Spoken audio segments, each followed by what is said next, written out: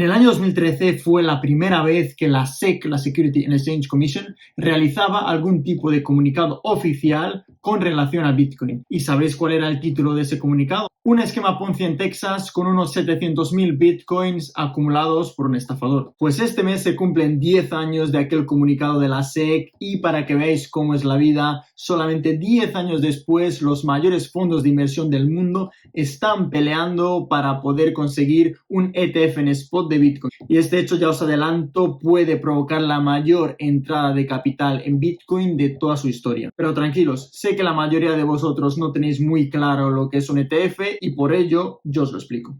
Muy resumidamente, un ETF es un fondo cotizado. Para que sepáis, existen dos tipos de fondos. Están los fondos mutuos, los que conocemos casi todos, los que están siendo gestionados por unos señores, por la propia entidad, los cuales deciden qué compran y qué venden.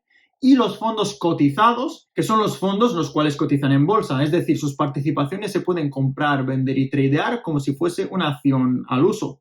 Y además, estos fondos no son gestionados directamente por unos señores que deciden qué compran y qué venden, sino que siguen un índice bursátil. Pues concretamente, un ETF de Bitcoin en spot supondría que las participaciones de ese fondo tendrían que estar 100% respaldadas por Bitcoin. Es decir, que ese fondo tendrá que comprar Bitcoin, almacenarlo y resguardarlo él mismo para poder emitir al mercado bursátil sus participaciones. Y cuando los inversores compren, por ejemplo, $1.000 en participaciones de ese ETF, significará que esas participaciones ya están siendo respaldadas por Bitcoin por equivalente a $1.000. Es al fin y al cabo una forma de invertir en Bitcoin de manera indirecta sin preocuparte por el almacenamiento, resguardo y todo lo demás, porque ya se encarga el ETF de hacerlo por ti. Y ahora que entendéis más o menos lo que supone un ETF de Bitcoin en spot, atentos a esto. BlackRock presenta una solicitud ante la SEC para crear un ETF de Bitcoin al contado. Toda la subida que hayáis podido ver en el precio de Bitcoin en las últimas semanas ha sido provocada únicamente por esta noticia que os acabo de enseñar. Y es porque el mayor fondo de inversión del mundo, como es BlackRock, ha solicitado oficialmente a la SEC una licencia para poder emitir su propio ETF de Bitcoin en spot. Y eso ha provocado esto. Fidelity presenta una nueva solicitud para un ETF de Bitcoin en spot. Y Fidelity es uno de los mayores fondos de inversión del mundo, por si no lo sabían. La carrera por el ETF de Bitcoin al contado en Estados Unidos se pone interesante. ARK Invest añade un acuerdo de vigilancia a su solicitud. Este es el fondo de la famosa inversora Cathie Wood. Valkyrie se une a la fiebre con una solicitud de ETF de Bitcoin al contado para acompañar a sus otros fondos de futuros y minería.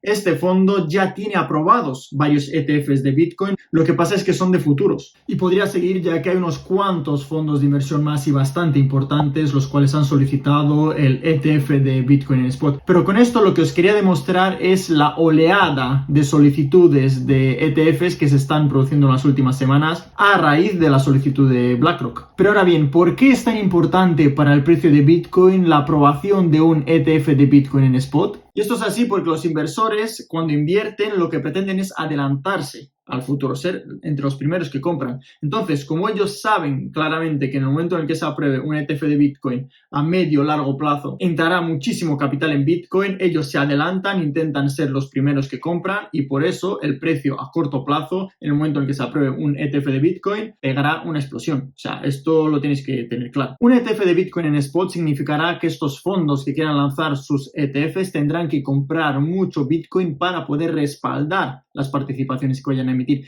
Pero lo más importante de todo, estos grandes fondos como BlackRock, Fidelity, etcétera, cuentan con una reputación increíble. Y si estos fondos crean estos ETFs es porque quieren vender estas participaciones. ¿Y qué harán? Pues empezarán a recomendar a sus clientes invertir en Bitcoin a través de ellos. Porque tenéis que tener una cosa muy clara. Para los baby boomers, en general, invertir en Bitcoin significa ser un suicida financiero. Porque ¿y si me hackean? ¿Y si me los roban? ¿Y si los pierdo? ¿Y si me equivoco? ¿Y cómo voy a comprar y almacenarlo si no entiendo la tecnología? No sé cómo funciona. Y aquí es cuando entra BlackRock y Fidelity y les dicen, tranquilos, no os preocupéis por nada, yo me encargo de almacenarlo, de custodiarlo, de transferirlo, tú solo compra mi participación y olvídate de todo. Y además, si el Bitcoin crece en valor, tu participación también crecerá en valor y todos contentos y todos seguros. Pero es que hay más. A través de estos ETFs, el Bitcoin entrará oficialmente en Wall Street y empezará a moverse y a tradearse en las principales bolsas del mundo. Vale, ahora pasemos con datos objetivos. Una reciente encuesta de Nasdaq a 500 asesores financieros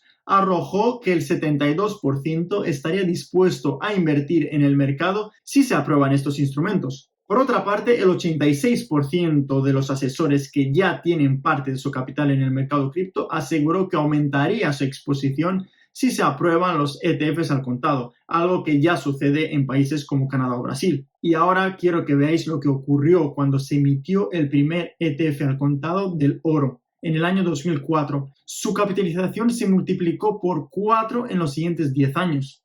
Y estos son datos objetivos. Y ahora os voy a bajar un poco de la nube y voy a exponeros 3 motivos por los cuales considero que la influencia que tendrá un ETF en spot sobre Bitcoin no va a ser como la que lo tuvo sobre el oro. Por un lado, un ETF de oro tiene muchísimo más sentido que un ETF de Bitcoin, ya que obviamente tú no puedes invertir en oro desde tu sofá, ya que invertir en oro real significa trasladarlo, almacenarlo, etc. Por otra parte, el oro en esa época no tenía una capitalización tan alta como la tiene hoy en día Bitcoin. Por lo tanto, eso de multiplicarse por 4 a raíz del ETF va a ser más difícil en el caso del Bitcoin. Y la tercera razón es que hay muchísimos puristas de Bitcoin que precisamente se invierten en Bitcoin es porque quieren resguardar ellos mismos el valor, tener la autocustodia del Bitcoin y además tener el valor fuera del sistema. Sin embargo, en el momento en el que tú compras un ETF de Bitcoin, al fin y al cabo no dista mucho de comprar Bitcoin y mantenerlo en un exchange. Además, hay que mencionar que todos estos fondos que veis acabarán convirtiéndose en enormes ballenas y controlarán el precio de manera directa. Hoy en día ya controlan muchas entidades cripto, sin embargo, al menos que yo sepa, no tienen una influencia directa sobre el precio del Bitcoin, por ejemplo, como lo tendrán en el momento en el que saquen sus ETFs en spot de Bitcoin. A modo de conclusión, un ETF de Bitcoin en spot provocará en primer lugar una explosión en el precio a medio, corto y largo plazo, introducirá al Bitcoin en Wall Street, o sea, pasará a convertirse en un activo respaldado por las principales bolsas del mundo y por los principales fondos de inversión, y ya sabemos la influencia que tienen estos fondos en los estados. Además, pasará a ser un activo de confianza de los baby boomers. Sin embargo, su descentralización se verá mermada, ya que al fin y al cabo estos Bitcoin irán acumulándose poco a poco en las manos de estos fondos de inversión. Y hasta aquí el vídeo de hoy. Espero que este vídeo os haya resultado útil para entender qué es un ETF,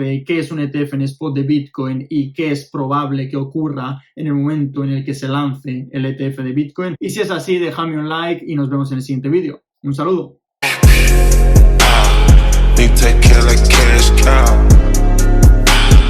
Penthouse suite at the top of the mountain.